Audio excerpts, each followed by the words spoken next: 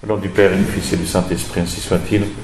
Notre Père qui êtes aux cieux, que votre nom soit sanctifié, que votre règne arrive, que votre volonté soit faite sur la terre comme au ciel. Donnez-nous aujourd'hui notre pain de chaque jour. Pardonnez-nous nos offenses, comme nous pardonnons à ceux qui nous ont offensés. Et ne nous laissez pas succomber à la tentation, mais délivrez-nous du mal, ainsi soit-il. Saint Pie X, au nom du Père et du Fils et du Saint-Esprit, ainsi soit-il. Voilà, nous abordons la dernière partie de ces 5 conférences sur le mariage, et dernière partie qui s'intitule « La joie d'aimer ensemble ». Alors, et voyons d'abord les étapes de la vie conjugale. Nous repassons un peu ces étapes. Les époux qui gravissent les étapes de la vie sont un petit peu comme des alpinistes qui escaladent une montagne. Plus ils montent, plus ils dominent la vallée avec ses toits, ses clochers, les clochers des villages. Les détails se fondent les uns dans les autres. Seul reste le dessin général du village. Puis, quand le sommet est atteint, c'est un renouvellement complet des perspectives. Découvrant l'autre versant, c'est la réalité tout entière qui maintenant emplit leur regard et toute leur âme. Eh bien, de même que les fiancés, tout au début de leur amour, ils ne songent qu'à faire route ensemble. Peu leur importe, d'une certaine manière, le chemin où ils s'engagent, en excluant évidemment le chemin mauvais, pourvu que le chemin puisse être suivi à deux. Ils ne songent pas encore que le chemin, il est montant, et qu'il faudra des efforts pour y persévérer. Ça, ils n'y songent pas, j'allais dire c'est naturel. On ne pense pas aux efforts que ça engendrera. Et donc les jeunes époux ont un enthousiasme intact pour commencer à monter. Mais les heures, les jours, les mois passent et l'implacable loi de la nature a finalement raison de cette charmante étourderie. Et peu à peu, le rythme de la marche va devenir plus paisible. Les époux vont s'apercevoir de plus en plus que le chemin, il existe, qu'il est dur, qu'il est plein d'aspérité, et puis qu'il monte. Et ils atteignent le premier sommet. Ils remportent la première conquête de leur amour, c'est le premier enfant. Et là, ils découvrent un nouveau paysage. La santé de la future mère s'est révélée fragile. Elle a dû renoncer à certaines distractions saines, à certains travaux. Le jeune époux s'est soumis de bonne grâce à de nouvelles conditions de vie. Il a aidé son épouse davantage lorsqu'il la sentait plus déprimée, plus souffrante. Il a su lui montrer beaucoup de délicatesse, lui disant qu'il l'aimait encore davantage pour ce fruit d'amour qu'elle allait lui donner. Et puis ensuite est né l'enfant. Et les époux se sentent alors plus forts, plus résolus. La mère pressent que sa vie n'a plus les 2 dimensions de l'amour des époux entre eux, mais qu'elle a découvert sa 3e dimension. L'amour des parents pour leurs enfants. Et la jeune femme s'est métamorphosée en mère. Elle devient mère. Quant à l'époux, il devient père, et le voici vraiment chef de famille. Mais il souffre parfois, quand le premier enfant est là, de ne plus régner sans partage sur le cœur de sa femme. Il a l'impression qu'elle l'aime moins. « Tu ne penses plus qu'à ton bébé », lui dira-t-il. Alors, s'il est honnête avec lui-même, il se rendra compte de sa bêtise en disant cela. D'abord, en considérant d'un œil critique ce qu'il aurait dû admirer chez sa femme, c'est-à-dire sa transformation immédiate et totale en une véritable mère. Ensuite, en lui reprochant d'incarner justement ce qu'elle doit être, et en s'efforçant de la faire souffrir pour qu'elle soit moins maternelle, qu'elle soit moins à son enfant. Et enfin, en employant un moyen exclusivement hypocrite, il affecte de croire qu'elle n'a pas le cœur assez large pour aimer à la fois son bébé et son mari, alors que c'est lui qui n'accepte pas le partage. Mais il peut arriver, hélas, que la femme soit elle-même atteinte par l'égoïsme, qu'elle ne sache pas se donner à son enfant. Elle se prête seulement à lui, elle ne se donne pas à lui. Elle se prête seulement à lui, ne songeant qu'à se reprendre. Elle se dit, je ne peux plus faire certaines choses que je faisais avant, etc. Donc elle songe à se reprendre et elle n'attend que le moment de retourner à ses affaires, à ses mondanités peut-être, à ses coquetteries auprès de son mari. Et ainsi, on a des jeunes mères qui trahissent, sans s'en apercevoir, plus ou moins gravement, leur nouveau devoir d'État. Et sans aller jusqu'à, bien sûr, regretter la naissance de l'enfant, elles se dépêchent d'expédier les soins qui le concernent pour revenir aux futilités qui avaient nourri leur existence de jeunes filles ou de jeunes femmes. Donc attention à ce que les enfants ne figurent pas dans le foyer comme une fin secondaire. Il serait contraire à l'ordre naturel que les époux cherchent à demeurer des époux avant que d'être des parents. Alors, lorsque l'enfant paraît, l'ordre naturel exige une métamorphose. L'ordre naturel exige que les époux ne fassent pas de la joie de s'aimer la fin de leur amour, mais plutôt l'école d'une joie d'aimer ensemble. Avec le premier enfant, puis avec ceux qui le suivront, il apparaît clairement que l'amour conjugal est non pas un but en soi, mais un chemin qui ouvre sur l'immensité de l'amour paternel et de l'amour maternel, un peu comme le fleuve ouvre sur l'océan. Avec ce premier enfant, le mari donc devient père et la femme devient mère. Et c'est pour cela que du jour, non pas de la première naissance, mais du jour de leur fiançailles et de leur mariage, les époux doivent l'accepter cela. Ils s'unissent ensemble pour aimer ensemble et pour décider d'un cœur commun de se sacrifier ensemble. Non pas de sacrifier un peu de confort de leur vie conjugale pour leurs enfants, mais de se sacrifier entièrement. Leur intelligence, leur volonté, leur temps, leur goût, leur loisir parfois, et souvent même leur intimité, toutes ces choses désormais sont dues à leurs enfants. Alors l'amour conjugal là-dedans, eh bien cet amour consistera principalement à se sacrifier non plus l'un pour l'autre, mais l'un avec l'autre, ensemble, et Dieu aidant, pour les enfants. Dure loi, diront certains, mais moins dure que les conséquences inévitables qui résulteraient du refus plus ou moins total de cette loi par l'un ou par l'autre des époux ou par les deux époux. Donc le temps n'est plus pour les jeunes parents de faire des demi-concessions, des demi-sacrifices, des demi-vérités ou des demi-mensonges. Qu'avons-nous par exemple à faire d'un jeune papa qui essaierait de détourner, fût-ce légèrement, l'attention de sa femme sur lui, alors qu'elle est déjà toute maternité, c'est-à-dire donnée à son enfant? Est-ce qu'un tel homme pourrait mériter le nom de chef de famille? Il détourne du sacrifice au lieu d'y conduire. C'est tout au plus un adolescent arrêté dans son évolution. Et Dieu sait s'il y en a.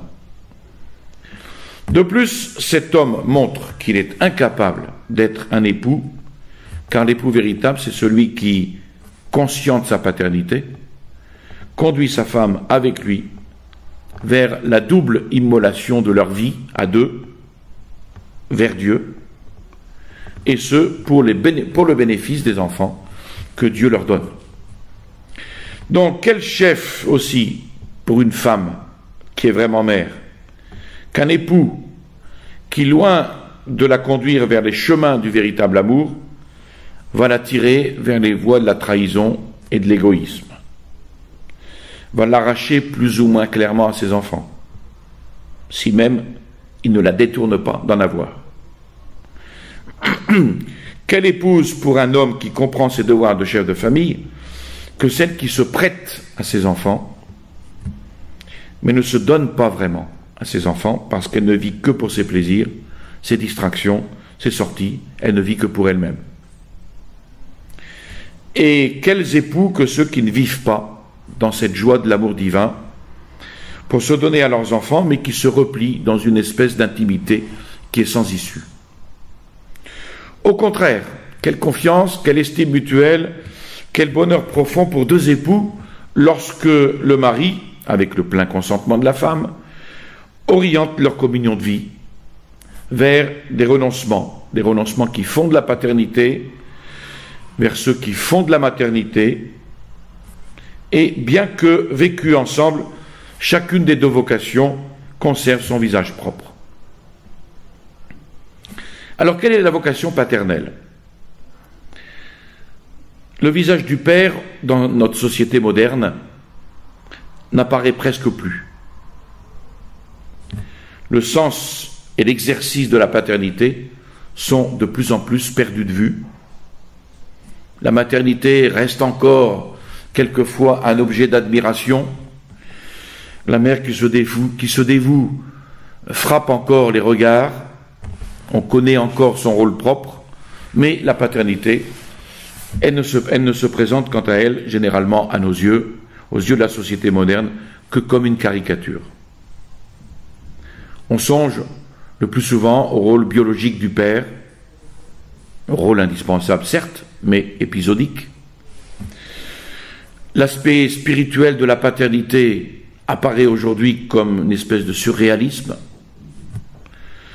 Le père, communément, apparaît comme celui qui gagne l'argent du ménage, garantit la sécurité matérielle, point. Parfois, lorsque la mère a quelques difficultés avec l'éducation des enfants, elle menace « Tu vas voir quand papa va rentrer ». Et le père va alors jouer le rôle d'un gendarme. En un mot, il représente soit la puissance de l'argent, soit la puissance de la force physique. Ce qui n'est pas très brillant, parce que j'espère qu'il représente autre chose que cela. Trop souvent, donc, se passe comme si, lorsque les enfants sont petits, la mère était seule à jouer un rôle éducatif. Le père, souvent absent de la maison pendant la plus grande partie de la journée, tient les rôles secondaires ou les rôles de figuration. Et dès que les enfants grandissent, dès qu'ils sont transformés par l'adolescence, ils ont pour premier désir d'échapper à l'autorité inexistante du père. Et celui-ci s'aperçoit très vite qu'il ne peut plus faire grand-chose. Ces enfants sont pris par les idées du siècle, idées qui changent chaque année. Ils sont pris par les mœurs du milieu ambiant. Et alors, le père n'a plus que le choix bien souvent, entre deux solutions également mauvaises. Ou une autorité lourde, négative, semence de défense, d'interdiction, qui va inciter tôt ou tard à la révolte cachée ou à la révolte ouverte. Et puis l'autre solution, c'est une faiblesse souriante, agréable, complice, qui suggère aux enfants qu'ils sont compris, mais non pas dirigés. Et dans un grand nombre de familles, on en arrive à de tels dilemmes, en partie en raison de la force des influences extrafamiliales, qui sont importantes et qui s'exercent sur les enfants, le milieu scolaire, les lectures, théâtre, cinéma, fréquentation, Internet, etc. Mais c'est aussi et d'abord en raison de la carence de l'exercice d'une véritable autorité, c'est-à-dire d'une véritable paternité spirituelle, que la paternité physique appelle de toute nécessité. Le père aujourd'hui ne connaît plus sa tâche. Il s'est marié, dans beaucoup de cas non pour avoir des enfants, non pas pour donner la vie, mais pour satisfaire ses passions, sans trop penser au but que poursuit la nature à travers de telles inclinations.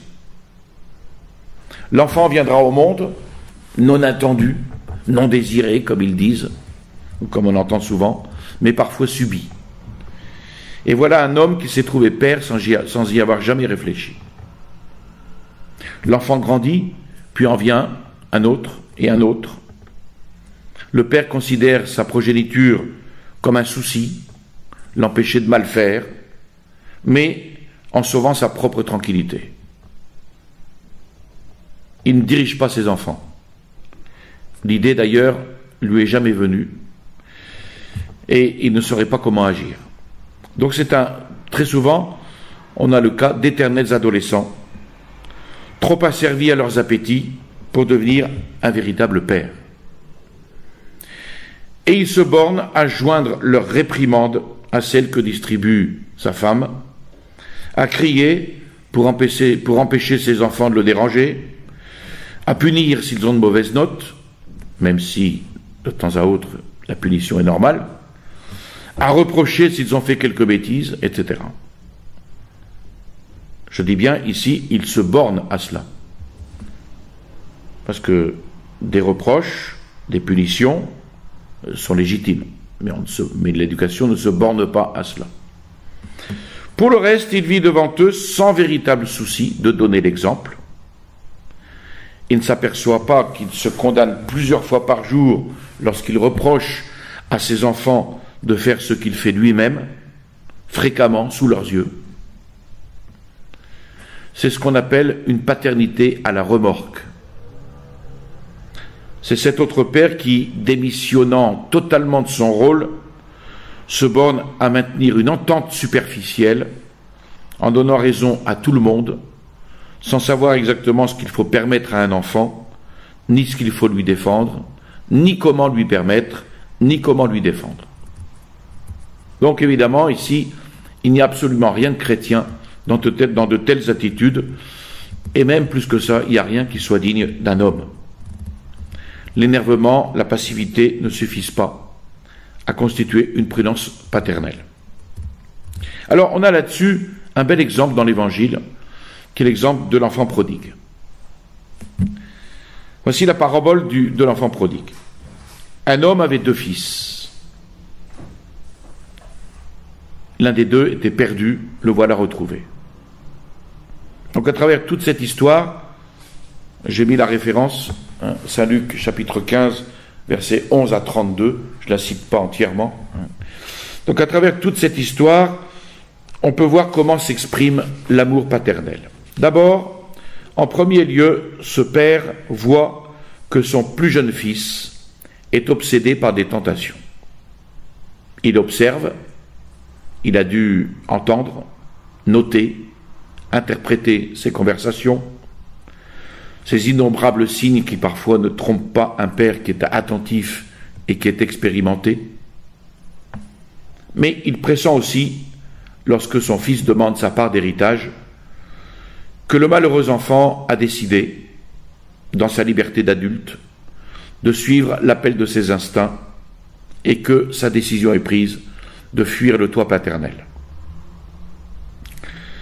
Il sait que tous les conseils, les bons exemples sont provisoirement oubliés. Provisoirement, je dis. Il sait maintenant qu'il n'a plus affaire à un petit enfant, mais à un adulte. La contrainte pourrait encore maîtriser le corps, mais est-ce qu'elle ne ferait pas qu'exaspérer la révolte de l'âme? Donc il laisse partir son enfant. Est-ce qu'il l'approuve? Non, à aucun moment il l'approuve. Ça, c'est important.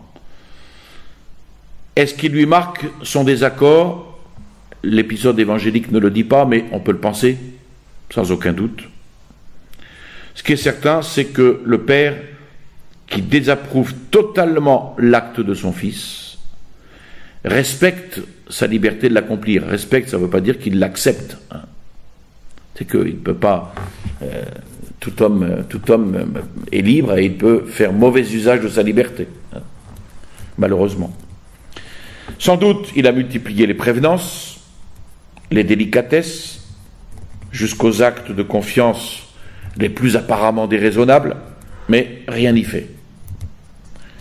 N'a-t-il pas remis la part d'héritage qui lui était demandée, alors qu'il savait très bien, connaissant le cœur humain, que cet héritage serait dilapidé? Peut-être avait-il encore une chance, là, d'aider le fils à surmonter la tentation, en lui montrant qu'on ne le croyait pas capable d'y succomber, en lui marquant par une confiance nouvelle une plus grande preuve d'amour. Cet espoir est déçu, il était bien fragile, et le fils est parti. Il est parti loin de la maison du père. Et c'est alors une seconde attitude de l'amour paternel, la plus significative peut-être. L'Évangile n'en dit rien, mais on peut facilement la reconstituer. Le père se tait, il souffre, il prie. Tout est intérieur, tout est silence. C'est peut-être pour cela justement que l'épisode évangélique n'en parle pas. On constate aussi qu'il n'y a ici aucun égoïsme en lui. On peut supposer que le père ait parlé, ou qu'il ait, comme la tentation en serait forte pour quiconque, condamné son fils. Les voisins ont peut-être imputé au père la mauvaise éducation de l'enfant. Le père a même peut-être été amené pour se défendre aux yeux de l'opinion publique, comme à ses propres yeux, à mettre à jamais une barrière entre son fils et lui, à déclarer par exemple qu'il ne se représente jamais devant mes yeux. Imagine-t-on ce qui aurait pu arriver si le père, tout à l'orgueil de sa colère, avait répété cette phrase dans tout le pays: pour rien au monde qu'il se présente devant mes yeux. Le salut du fils n'était-il pas alors gravement compromis? Il suffisait d'une rencontre fortuite sur le chemin du retour pour que le fils, apprenant la colère de son père, fût à jamais perdu pour le toit paternel. Mais le père n'en dit rien. Et ça, c'est vrai, moi j'ai connu un père de famille comme cela son fils s'est mis en ménage et il lui a dit: la porte est fermée, mais elle restera toujours ouverte le jour où tu remettras ta vie en ordre. Et c'est ce qui s'est passé. Un jour, il a voulu remettre sa vie en ordre et il est venu retaper à la porte. Et le père lui a ouvert.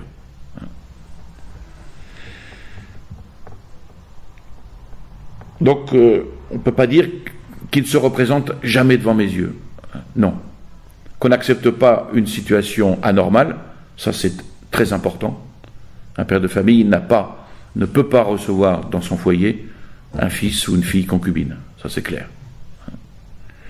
Mais il doit lui dire, la porte est ouverte le jour où tu auras régularisé ta situation.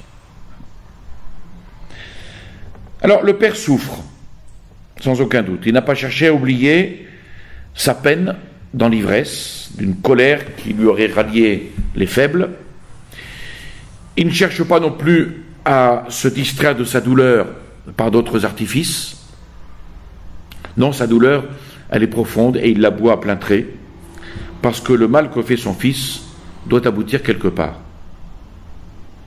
Il faut bien quelqu'un pour le payer, pour contribuer au rachat de son fils qui a péché.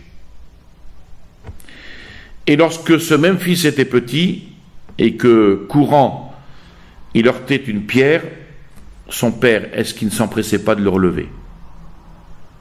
Eh bien, de même, aujourd'hui, son fils est tombé, le père s'offre à Dieu pour porter le poids de la chute, pour obtenir le retour, pour obtenir la conversion. Non pas pour l'accepter tel qu'il est, mais pour obtenir sa conversion. Et sa souffrance, qui est celle d'un cœur de père, va durer autant que l'absence de son fils. Et chaque matin lui rappellera son malheur. Donc le père souffre, mais le père prie aussi. Il reconnaît le don que Dieu fait à l'homme en inscrivant dans sa nature le libre arbitre. Il sait que seule la grâce divine peut respecter totalement cette liberté tout en la séduisant de nouveau vers l'amour. Et il sait qu'une âme qui s'ouvre à Dieu, sans orgueil, sans calcul, une âme humble, douloureuse, une âme pieuse, aimante et puissante. Il sait que l'amour de celui qui prie ouvre la voie à la miséricorde de Dieu. Il sait que la prière est, par la grâce, le chemin le plus assuré vers les âmes qui, tâtonnant dans l'obscurité, s'obstinent à se perdre loin d'elle. Et pendant que son fils, enivré de plaisir et possédé, se croyant libre, par le démon de la débauche, pendant qu'il se trompe lui-même sans jamais parvenir à oublier sa faute, le père, instruit par l'âge, et sachant que ses plaisirs mènent au désespoir, demande à Dieu de transformer sa propre souffrance en grâce et en espérance pour son fils. La troisième attitude de l'amour paternel s'exprime avec une spontanéité où se reflète toute son âme. Il a attendu son fils tous les jours. Le texte suggère délicatement cette attente. Comme il était encore loin, dit le texte, son père l'aperçut et fut ému de compassion. Il courut à lui, se jeta à son cou et l'embrassa tendrement. Là, il ne songe plus à sa peine. Il n'en dira même pas un mot à l'enfant prodigue. Avec lui, cause pourtant de souffrance, il ne partagera que sa joie. Il lui rendra sa place, puis il va offrir pour lui la fête qu'il n'avait jamais préparée pour son fils aîné. Pourquoi ? Parce que le cadet revient à la vie. Et on sait qu'il y a plus de joie au ciel pour un pécheur qui se convertit que pour quelque juste qui persévère. Alors, lorsque l'aîné apprend cela, il refuse d'entrer dans la maison. Autre problème. Son père sort-il en prier. Donc, nouvelle preuve encore de la délicatesse de ce père de famille qui s'humilie toujours là où la plupart se borneraient peut-être à se fâcher. Son fils aîné refuse d'entrer dans la maison. C'est le père qui sort faisant les premiers pas. C'est que le fils aîné n'a pas l'âme d'un père. Il n'a pas non plus l'âme d'un frère. Il a l'âme d'un pharisien, plein d'amour-propre, prompt à accuser, lent à excuser, jaloux de ses prérogatives et de ses privilèges. Je dis prompt à accuser et lent à excuser parce que le fils prodigue a demandé pardon à son père. Il ne faut pas l'oublier. Il montre surtout que dans son apparente fidélité à son père, il y avait beaucoup d'orgueil et bien peu d'amour puisqu'il ne partage pas cette joie de son père. Alors, cet exemple est frappant pour revenir à notre sujet, dont on ne s'est pas éloigné évidemment, mais tous les enfants, à des degrés différents et moindres sans doute, sont des enfants prodigues, à d'innombrables reprises durant leur vie. Et il y a chez ce père une attitude de charité dont tous les pères peuvent s'inspirer parce qu'elle est un modèle parfait. Alors quelles sont les caractéristiques de cette charité paternelle, qui est aussi le propre de la mère, évidemment, qui doit vivre ici dans l'unité avec son époux. La charité paternelle, d'abord, elle est lucide. Le père qui distribue son héritage n'est pas un naïf. Il connaît les tentations qui agitent l'esprit de son fils. Donc lucidité. On ne se cache pas le visage, on ne se cache pas la face. La charité est fidèle ensuite. Après cette lucidité, la fidélité. Le fils s'écarte de sa vocation et c'est elle que le père précieusement conserve, cependant qu'il laisse à l'Esprit Saint le soin de la rappeler à l'enfant. Et puis cette charité est victorieuse. Dans le combat entre le père et le fils, c'est le père qui gagne. Et ce sont les armes du père qui ont été les plus puissantes. Alors voyons un petit peu ces caractères. D'abord, la lucidité paternelle. La charité paternelle est lucide. Et en cela, elle diffère radicalement de la charité que, sauf exception, peuvent avoir les enfants. Ceux-ci pardonnent les difficultés et les contretemps parce qu'ils ont le cœur pur. Ils ne pensent pas à mal, ils ne voient pas le mal chez autrui. Et cette charité que l'on pourrait appeler filiale, car elle est toute faite de confiance, aveugle, elle sied fort gracieusement à l'enfant. L'enfant petit, j'entends. Celui-ci, tant qu'il n'a rencontré que de l'amour dans le monde, il n'a aucune raison de supposer que le monde est mauvais. Et même, il peut songer qu'il est, lui, le plus imparfait de tous. L'enfant peut perdre cette charité filiale. Et le risque est très grand lorsqu'il voit un des parents faire sous ses yeux une mauvaise action et qu'il juge être telle. Et là, il peut perdre confiance à jamais. Combien, par exemple, d'hommes et de femmes, sans aucune vie morale, en sont venus là parce que trop d'exemples prématurés les ont persuadés que c'était la seule issue dans la vie. C'est pourquoi si grave est cette malédiction, on la comprend mieux, malédiction proférée par notre Seigneur, quiconque scandalise un de ses petits qui croit, mieux vaudrait pour lui qu'on lui ait passé une meule d'âne autour de son cou et qu'on l'ait jeté à la mer. Il arrive aussi que l'adulte garde cette charité filiale. Cependant, elle ne doit pas en rester là. Mieux enracinée, elle doit en venir à pouvoir supporter la claire vision du mal. Supporter ne veut pas dire accepter. La charité paternelle donnée en exemple dans l'histoire de l'enfant prodigue est le prix d'un effort de longue haleine. Elle suppose d'une part l'humilité, qui seule permet, sans casse, d'acquérir l'expérience de la vie. D'autre part, elle requiert une vie intérieure déjà solidement affermie, une disposition permanente au renoncement et un recours habituel à l'Esprit Saint.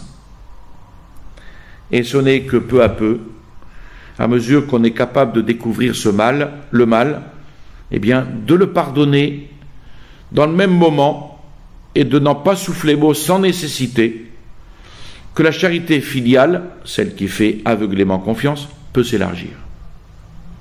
Elle peut alors s'adapter à ses responsabilités d'éducation, devenir une véritable charité paternelle ou maternelle, c'est-à-dire une charité lucide, et donc défiante dans le jugement qu'elle porte, sans pour autant cesser d'être, parfois surnaturelle, totalement confiante dans les paroles qu'elle dit et les décisions qu'elle prend. Et c'est vrai, combien de parents ne sont pas vraiment lucides avec leurs enfants? Ils ne veulent pas voir, bien souvent. Et il faut que les plaintes arrivent, que la crise éclate, pour qu'ils découvrent et qu'elle était grave, et la triste réalité. Orgueil, mensonge, paresse, jalousie. Il est difficile, quand on est lucide, de rester charitable. Et souvent, ceux qui ont l'habitude d'être charitables s'arrangent par un amour-propre subtil pour n'être pas lucide. Donc, il n'y a qu'un père et qu'une mère pour considérer le portrait psychologique réel d'un enfant et pour l'aimer, non pas malgré ses défauts, mais bien à cause, justement, de ses défauts. Et cet amour des parents sera, pendant bien des années, le gage le plus sûr du perfectionnement réel de l'enfant. Ensuite, la fidélité paternelle à l'ordre divin. Quelle est la nature de l'amour paternel? Un tel amour ne cherche pas d'abord à s'aveugler, ce qui dispense de souffrir. Il y en a beaucoup qui s'aveuglent, parce qu'ils ne veulent pas souffrir. Il ne cherche pas non plus d'abord à condamner. Il peut condamner, mais il ne cherche pas d'abord à condamner, ce qui dispense d'aimer. Il accepte la réalité dans la lumière parce qu'il accepte de souffrir, et qui dit accepter la réalité, c'est aussi tout faire pour changer la réalité. Il accepte aussi de découvrir des excuses parce qu'il accepte d'aimer. Ça, c'est l'amour vrai d'un père. Et puis, jour après jour, il va chercher à connaître chacun de ses enfants. Le caractère, les talents, les défauts, les faiblesses. Mais jour après jour aussi, il sait se taire devant ce qui n'est pas absolument grave. Il porte tout dans son cœur, il souffre, il prie sans que nul ne sache comment il remporte la victoire. Donc le véritable père ne cherche pas à connaître ses enfants pour leur dire ce qu'ils sont. Le médecin ne cherche pas, par exemple, à faire un diagnostic pour montrer qu'il y est parvenu, mais pour prescrire un traitement adéquat. On ne corrige pas un enfant du mensonge, par exemple, en lui affirmant qu'il est un menteur. On ne corrige pas un enfant de la paresse en lui mettant bien dans la tête qu'il est paresseux, mais en ne relâchant pas la prière quotidienne, en offrant des sacrifices, en ressuscitant la bonne volonté de l'enfant. Donc le père de l'enfant prodigue ne dit pas que son fils est un dévoyé, un débauché même, si de fait il l'est dans sa fuite. Mais il respecte son fils tout en condamnant la réserve, tout en condamnant sans réserve le mal qu'il fait. Vous voyez, il y a les deux. Il condamne, et ceci sans réserve, le mal qu'il fait. Mais c'est son fils, et il espère qu'il reviendra. Et parce qu'il respecte en ses enfants, même dans sa manière de leur parler, la création de Dieu, le père reste fidèle à sa vocation. Le fils prodigue a accepté d'être un homme abandonné à ses passions. Ceux qui le jugent dans ce présent-là ne peuvent que le condamner. Le père, lui, ne voit pas seulement le fils dans le présent. Je dis bien seulement. Il le voit dans sa vocation. Il reste fidèle à l'ordre de Dieu. Il s'attache à découvrir, à faire apparaître tout ce qui est encore bon dans son fils, et que ceux qui n'aiment pas ne voient pas et veulent faire oublier. Il sait que sa propre confiance de père, peut-être à un moment donné, sera un motif déterminant pour son fils de reprendre confiance à son tour. Il a entendu son père lui dire « La porte est fermée tant que tu vis comme cela, mais elle restera toujours ouverte quand tu reviendras et que tu changeras. » Il sait que la foi transporte des montagnes et chaque jour, eh bien, il renouvelle son acte de foi. Son espérance à lui pourra invinciblement renouveler l'espérance de son fils, et la charité, fondée sur la prière et le sacrifice, elle peut tout.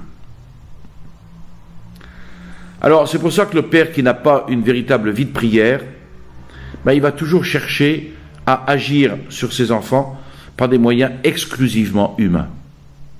Je dis bien exclusivement humains.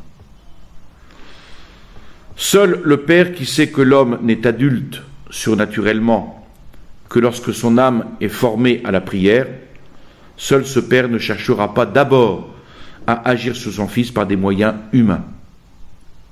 Exclusivement.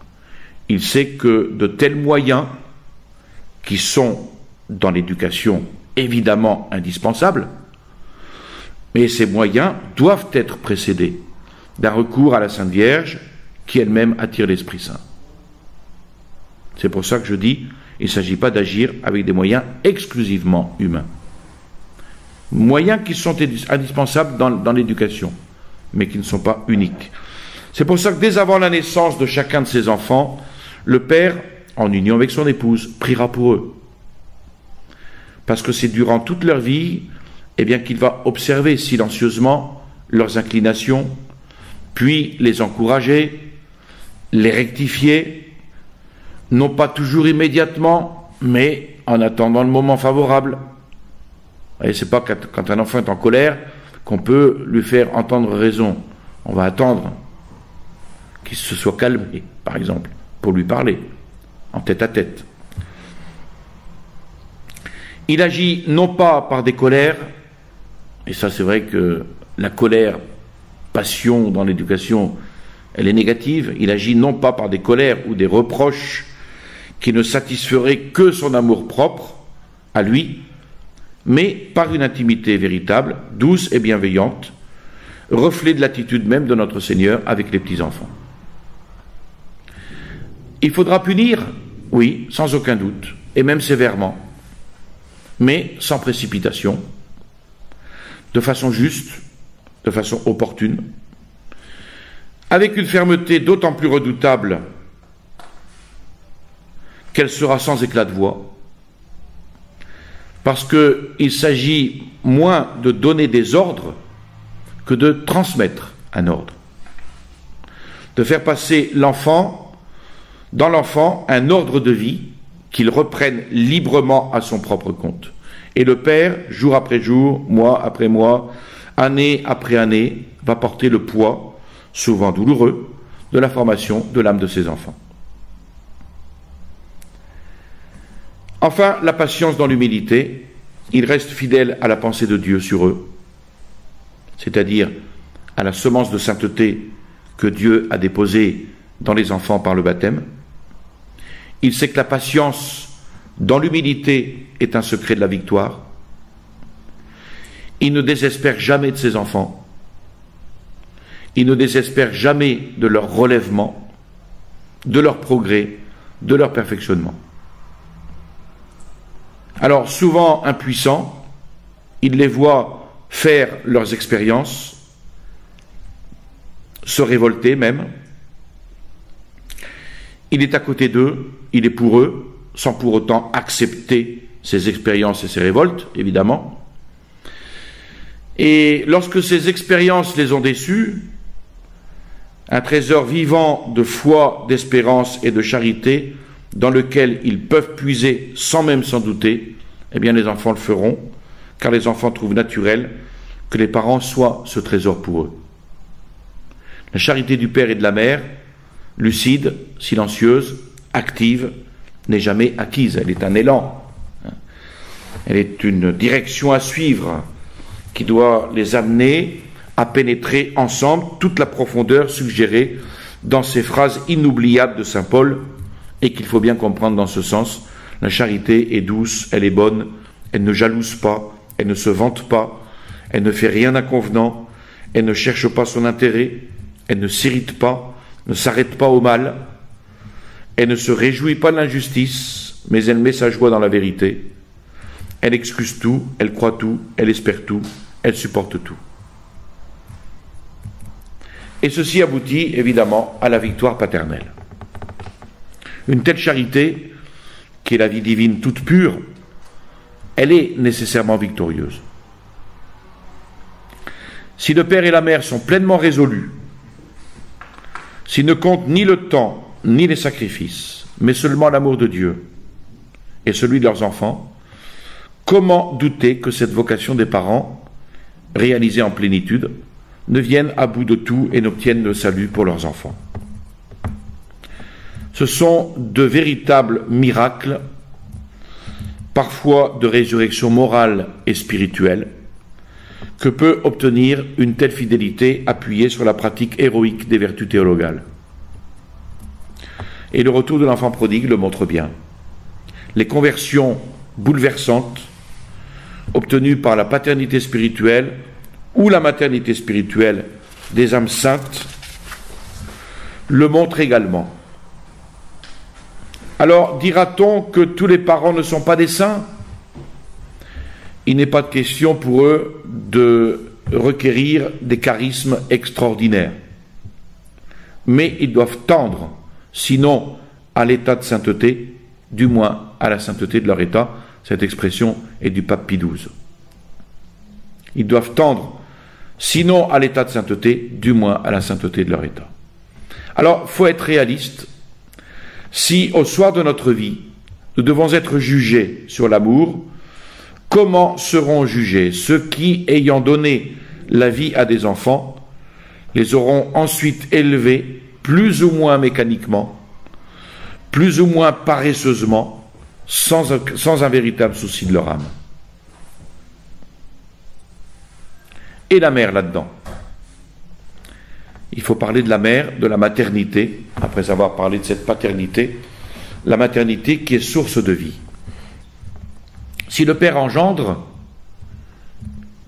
s'il est au principe de l'enfant, s'il a l'initiative de sa conception, la mère, elle l'enfante. Et ça, les féministes ne vont pas le reconnaître, mais je regrette, c'est l'ordre naturel. Et l'ordre naturel, ils ne pourront pas le changer. Donc, elle va nourrir ce minuscule petit corps qui lui a été confié et qui merveilleusement se développe en elle. Le père qui a engendré selon la chair doit aussi, parce qu'il est homme, rester fidèle à la conception de Dieu sur son enfant. La mère qui a enfanté ce petit corps dans la douleur doit accepter pour toute sa vie les renoncements, prolongeant ses douleurs, qui établiront sa paternité spirituelle. Et parce que l'homme est corps et âme, il doit poursuivre son action selon le mode de l'incarnation, c'est-à-dire en mettant le corps au service des fins intentionnellement poursuivies par l'âme. Autrement, l'âme sera à la remorque du corps. Alors, en premier lieu, il convient de ne point séparer la maternité de la paternité. Parce que la maternité est, pour ainsi dire, un corollaire de la paternité. Cela résulte de la situation de l'épouse auprès de l'époux. Elle est sa compagne. Le mot, attention, aujourd'hui on utilise ce mot pour n'importe quelle concubine, c'est pas du tout dans le sens-là que je l'entends ici. Elle est sa compagne, elle est sa collaboratrice. Adjutrix, c'est le mot latin qui est exprimé par l'écriture. Si dans l'œuvre de la maternité, sa part est plus manifeste, c'est précisément dans la mesure où la forme de sa vocation l'exige. Et cela ne détruit pas, bien au contraire, l'ordre qui constitue l'homme, chef de la femme. La paternité, elle est par excellence, on l'avait vu, le rôle de la tête, qui, avec fidélité, va maintenir le gouvernail de la famille, dans la direction de Dieu. Et la maternité, on l'avait vu aussi, elle est par excellence le rôle du cœur, qui donne la vie, qui la renouvelle, et qui anime ainsi de son amour l'organisme tout entier. Le père est tête, il donne, il conserve l'ordre. La mère est le cœur, elle donne et elle conserve la vie. Et l'art d'aimer ensemble ses enfants, c'est donc l'art de ne faire spirituellement qu'un. Le père et la mère confondus dans un seul mouvement d'amour transmettent à leurs enfants un ordre de vie. Et l'organisme de la mère est le premier à obéir à sa volonté de maternité. Parce qu'en se mariant, elle a poursuivi cette fin de donner la vie. Voilà que, dès qu'elle a conçu, son propre sang nourrit le petit enfant qui est déjà en elle. Puis, elle le nourrira, non plus de son sang, mais de son lait. Et là, la nature n'agit plus à elle seule. Il y faut le consentement spirituel. Il faut que la jeune mère accepte cette sorte d'esclavage, de ne pas quitter son enfant. Et toutes les 3 heures, il aura besoin d'elle. En plus de cela, tout ce qui était auparavant était à elle, son temps, ses activités, eh bien c'est fini, elle devra le donner à ses enfants. Ça c'est fini, c'est plus ou moins fini. Elle disciplinera pour son enfant sa vie quotidienne. Elle commence à se faire toute souple pour servir ces petits êtres qui ne vivront que de ces mortifications joyeuses et incessantes pour eux.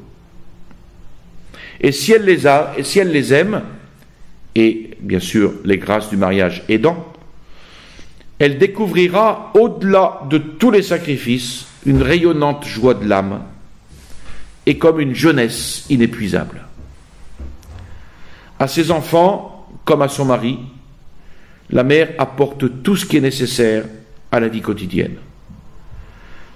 Nécessaire qui semble méprisable à celles qui, sans réfléchir, disent qu'elles ne veulent pas se marier pour éviter d'être la bonne à tout faire d'un mari et de ses enfants, et qui rêvent d'un amour conjugal orienté vers l'intellectualisme ou l'esthétisme ou n'importe quoi d'autre qui flatte l'orgueil. On est totalement en dehors ici de l'ordre naturel. Une femme peut être cultivée, elle peut être artiste, et il est même tout à fait souhaitable qu'elle le soit. Mais pourquoi son savoir ou sa sensibilité devrait-il lui faire mépriser cette humilité des besoins quotidiennes que même la très sainte Vierge Marie a sanctifiée de son amour? Est-ce qu'on n'a pas tendance à croire aujourd'hui qu'une jeune fille, parce qu'elle a exercé son intelligence ou sa mémoire, est devenue si précieuse qu'elle ne doit plus pour autant s'abaisser aux soins domestiques? Est-ce qu'on ne finit pas à l'inverse par considérer comme dignes seulement des femmes les plus rustres et les plus vulgaires la fécondité et l'humilité qui appartiennent en propre aux vraies mères de famille? Il y a là, sans aucun doute, un immense désordre. La culture et la délicatesse de goût seront toujours de véritables enrichissements pour une jeune fille, à la condition qu'elle les ordonne à la joie d'un époux et à l'éducation des enfants.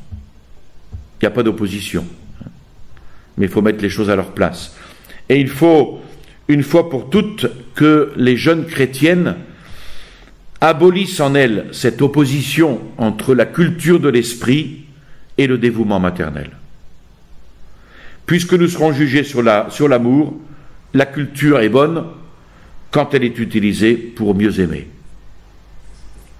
La culture qui exalte l'orgueil de l'esprit éloigne la femme de sa vocation de maternité, et ça, ce ne peut jamais être un véritable enrichissement.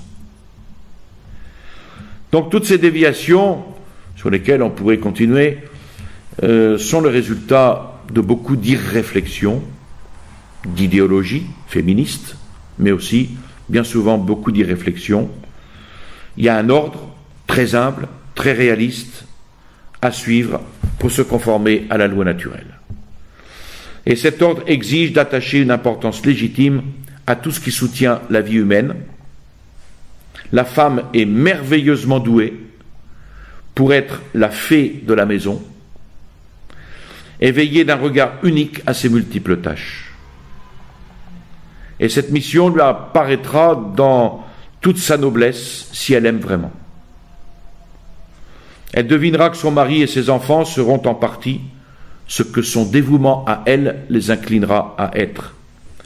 Donc il n'y a rien, absolument rien de ridicule à affirmer qu'une bonne cuisine est un très bon élément et très important pour le bonheur conjugal et l'éducation des enfants. Une très bonne cuisine est très importante. Il y aurait beaucoup à dire, écrit Marcel Clément, sur l'usage quotidien des boîtes de conserve. Il y avait plus de santé et plus d'amour dans une soupe aux légumes de nos grands-mères que dans le potage instantané de notre civilisation futuriste. C'est profondément vrai. La mère est donc une source d'amour. Ce n'est pas uniquement à la vie du corps que s'appliquent les soins maternels. C'est aussi à la vie des cœurs. La mère n'est pas seulement celle dont le sacrifice communique et développe la vie physique, elle est aussi celle qui enseigne la vie de l'âme. Celle qui, à sa manière propre, va communiquer l'amour. Elle le fait déjà dans l'ordre de sa sensibilité, par les marques d'affection qu'elle multiplie tant pour son mari que pour ses enfants. En effet, tout dans une maman, dans une mère, fait comprendre l'amour, le regard, le sourire, une parole, des chants, des gestes, sa prévenance, ses expressions, son charme.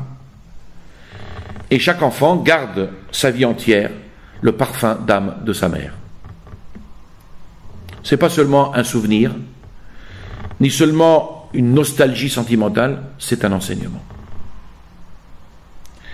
Et la véritable tendresse maternelle, douce et forte, c'est le reflet d'une âme. Et seule celle qui va jusqu'au bout des sacrifices quotidiens qu'elle consent pour ses enfants et pour son mari, sait donner la joie profonde que communique une âme qui ne vit que pour ceux qu'elle aime. La mère communique l'amour car elle est, dans sa maison, l'image visible, la manifestation sensible du dévouement. Et chez le père, eh bien, le dévouement va revêtir des modes moins expressifs. Le dévouement paternel est plutôt une direction de l'intelligence, de la volonté, que des petits-enfants ne sauraient reconnaître parce qu'ils sont trop inexpérimentés. Au contraire, le dévouement maternel, il est par les exigences de sa nature parfaitement éloquent. Et il s'exprime de toutes les façons. La mère enseigne enfin l'amour divin. C'est elle qui montre à l'enfant comment joindre les mains. C'est elle qui lui fait balbutier la première prière. C'est elle qui lui apprend à élever son âme vers le Seigneur à l'occasion d'une joie, pour remercier, ou d'une peine, pour offrir, d'une grâce à obtenir, pour demander. Et c'est elle qui, de toute façon, préparera l'âme de ses enfants à rendre gloire à Dieu. Alors attention, à aucun moment, elle ne donnera l'impression qu'elle est seule à les orienter dans ce sens. Elle leur donnera l'exemple d'un respect réel pour l'autorité de son mari. Et tout ce qu'elle donnera d'elle, eh bien, ce sera toujours dans un esprit de soumission, et non pas de supériorité, vis-à-vis de l'époux. Donc, attention aux mesquines jalousies qui retentissent parfois douloureusement dans l'âme de l'enfant et qui abîment l'amour conjugal. L'unité, elle doit être absolue entre le père et la mère. Enfin, la charité maternelle. La femme, dans sa vocation de maternité, elle est appelée à traduire dans son expression spirituelle ce qu'elle réalise dans sa maternité charnelle, c'est-à-dire renoncer à sa propre substance pour communiquer et pour accroître la vie. La mère est donc celle qui s'appartient de moins en moins à partir ou à mesure qu'elle appartient davantage à chaque nouvel enfant, à son mari et aux soins de la maison. Et si elle le comprend, cela, et c'est important qu'elle le comprenne, elle l'acceptera joyeusement et elle rayonnera. Elle rayonnera par l'exemple d'une vie profondément surnaturelle, par l'exercice incessant de la charité, par un dévouement à toute épreuve, par le don de soi à chacun et à tous dans un don total à Dieu. Donc on a deux vocations, un sacrifice. Prenez l'exemple du sacrifice d'Abraham. Voilà les enfants en âge de quitter la maison. Les parents ont fini de donner et de pardonner. Il leur reste à abandonner. Non pas les abandonner, mais à abandonner. Ce n'est donc point par hasard que le visage par excellence du Père dans l'Écriture, c'est celui d'Abraham.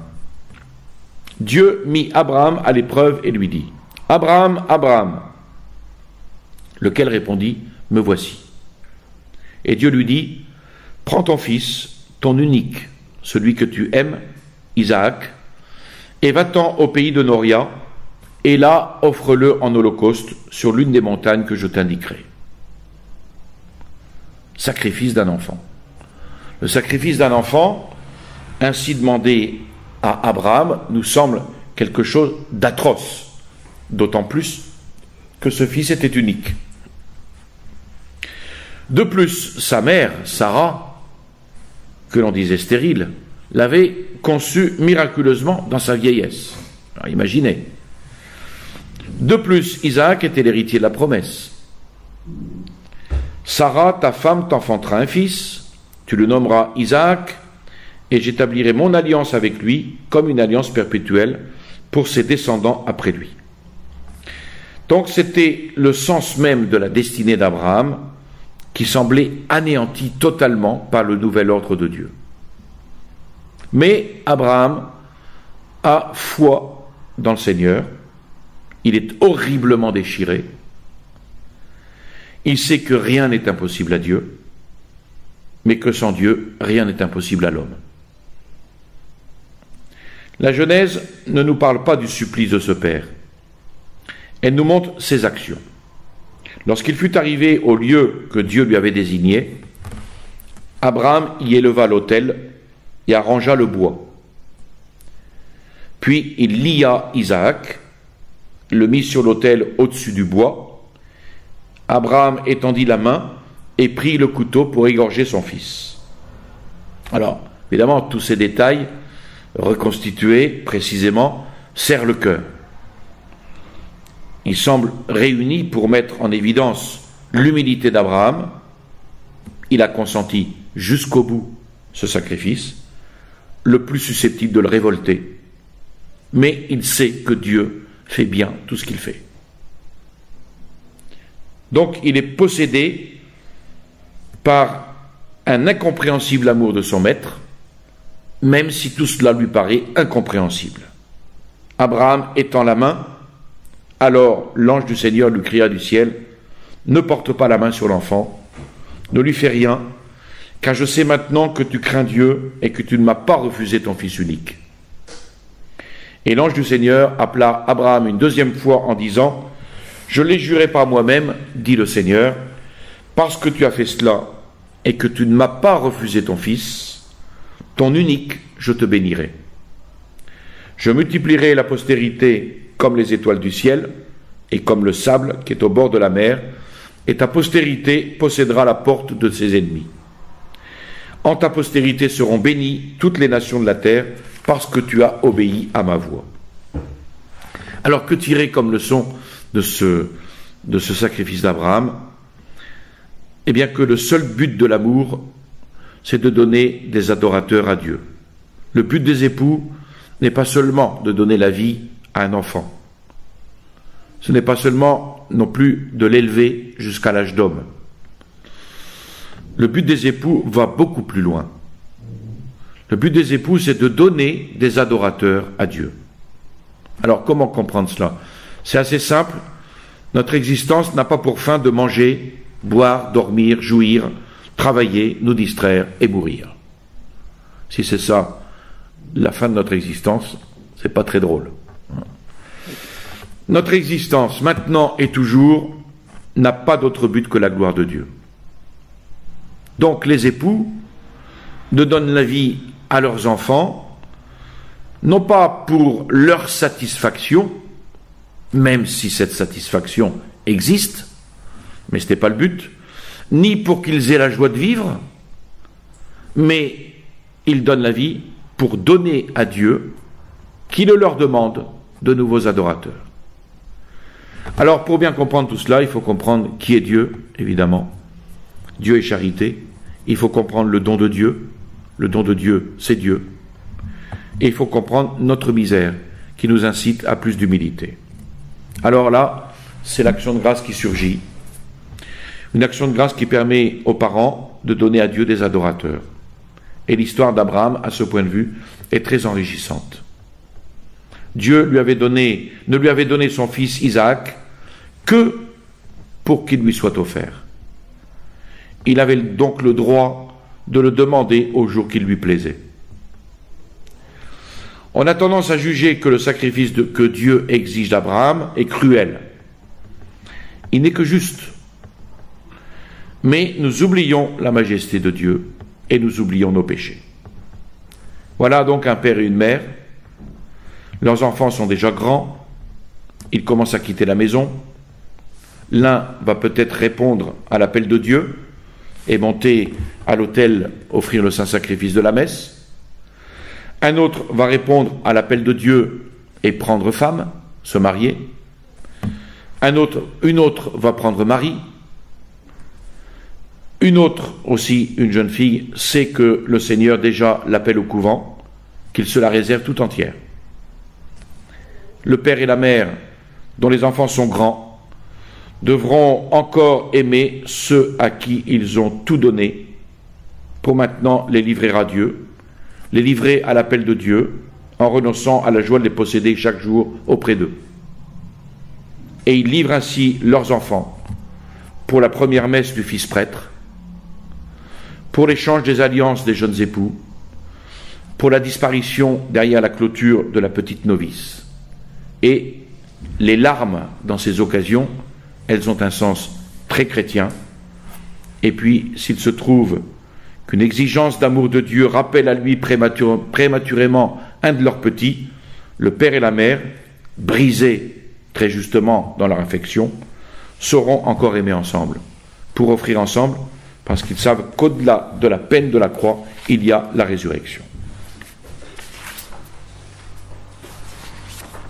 Bon, je continue et je finis.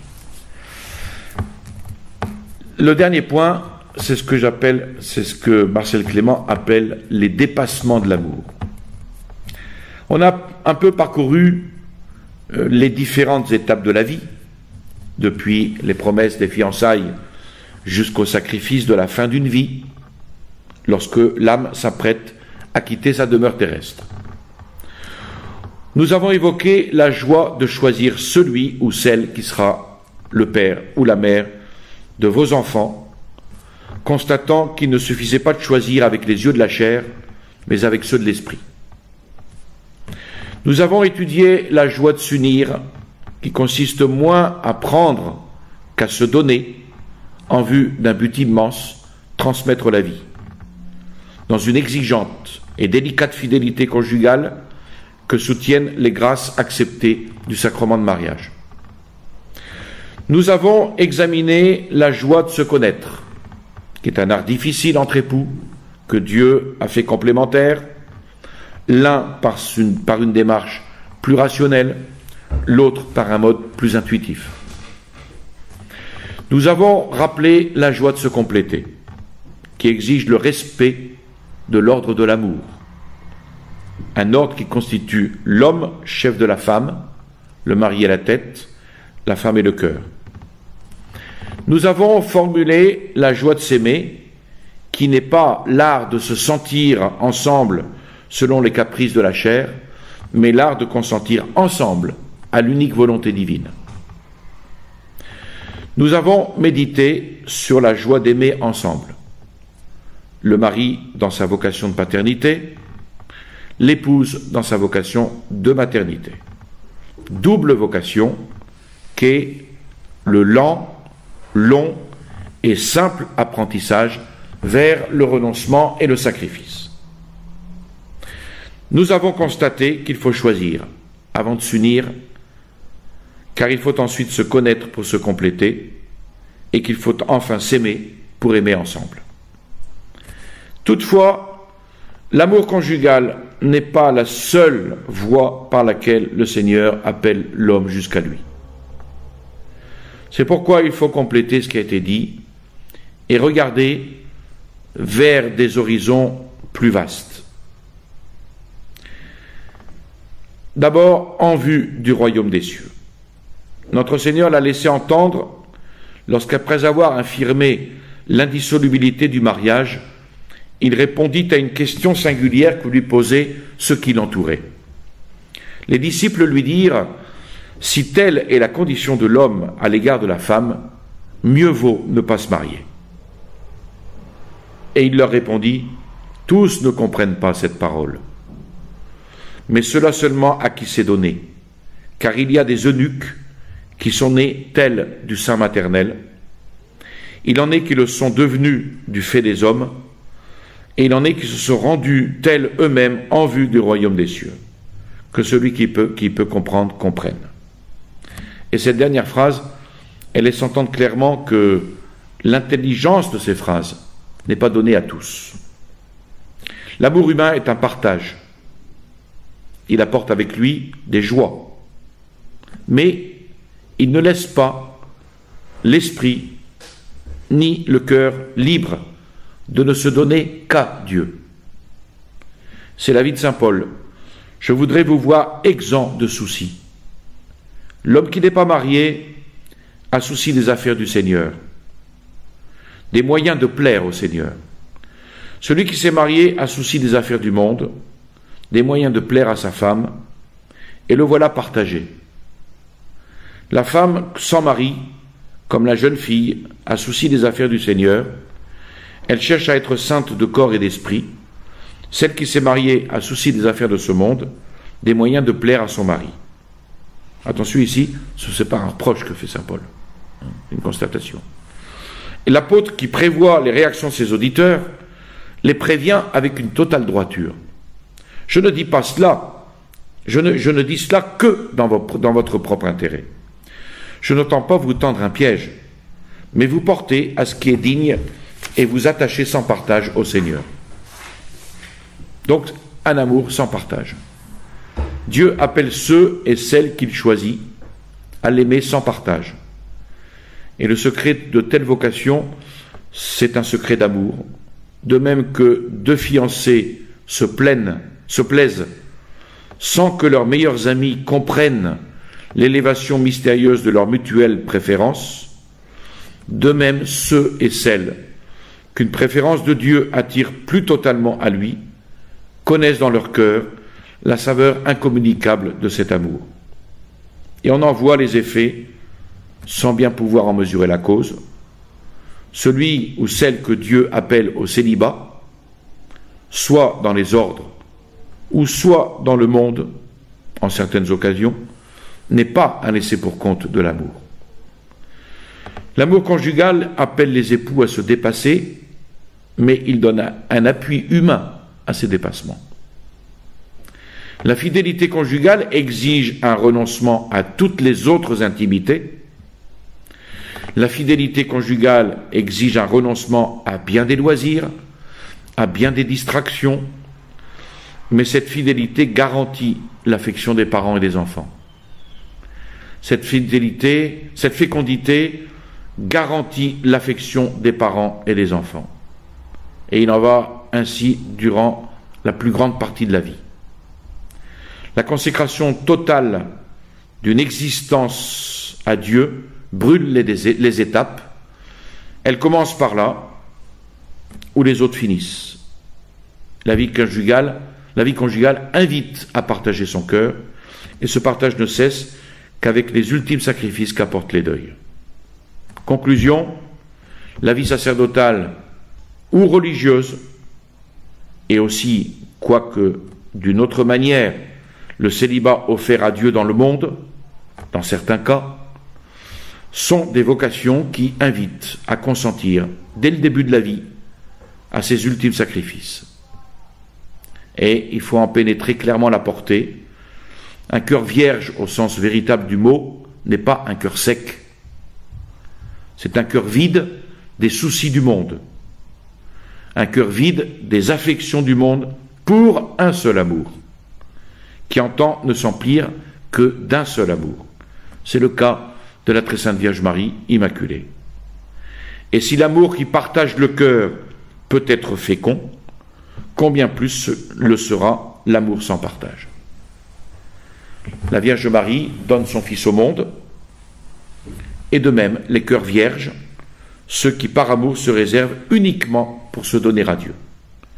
Par leur prière, par leur sacrifice, ils collaborent à la rédemption. Et invisiblement, ils rachètent les âmes, et cette paternité, cette maternité spirituelle, sont le plus souvent ignorées du monde, mais n'en sont pas moins d'une admirable fécondité.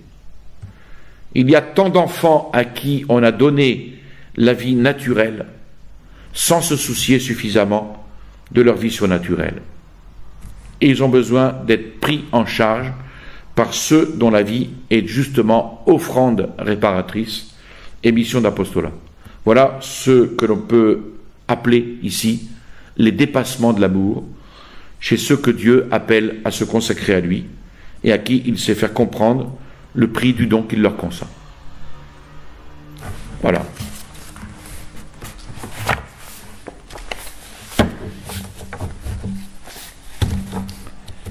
Ça n'a jamais été aussi long, mais bon, c'est aussi bien de terminer.